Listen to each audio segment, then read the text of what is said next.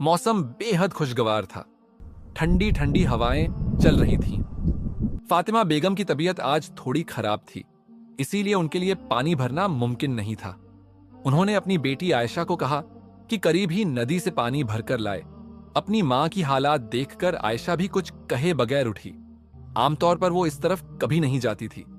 वो गिनी चुनी बार इस तरफ गई थी, वह भी अपनी मां के साथ। आज वो अकेली जा रही थी और यह पहली बार हुआ था। रास्ते में एक दरख्त के नीचे से गुजरते हुए उसे यूं महसूस हुआ कि कोई बैठा उसे घूर रहा है। उसे साफ तौर पर किसी की नजरों की तपिश का एहसास हुआ। उसके पूरे जिस्म में सिहरन दौड़ गई। उसने डर के मारे पहले तो आंखें बंद कर लीं, फिर डरते डरते ऊपर देखा, लेकिन वहां पर कोई भी नहीं था। नदी तक जाने और वापस आने तक उसे अपनी कमर पर किसी की नजरों की तपिश महसूस होती रही।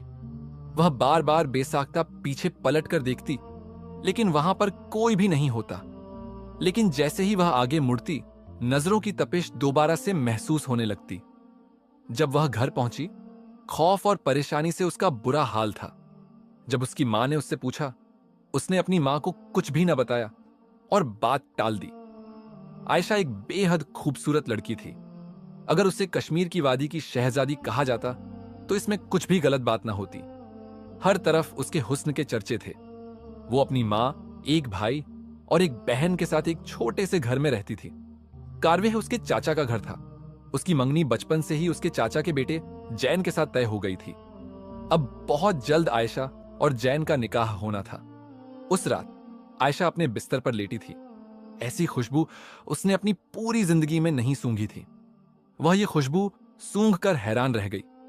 इससे ज्यादा खूबसूरत खुशबू उसने अपनी पूरी जिंदगी में नहीं सूंघी थी। अचानक उसके बाल खुद ब खुद हवा में उड़ने लगे।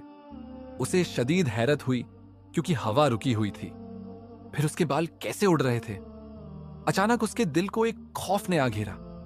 उसने डर के मारे आसपास देखा, लेकिन गहरी खामोशी थी।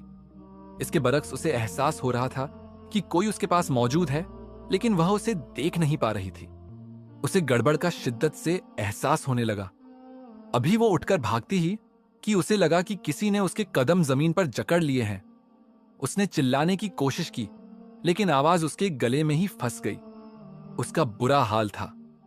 जैसे ही उसकी नजर अपनी छत पर पड़ी, वह तो सुकून नींद में सो रही थी। अचानक एक बेहद खूबसूरत आवाज पर उसकी आंख खुल गई।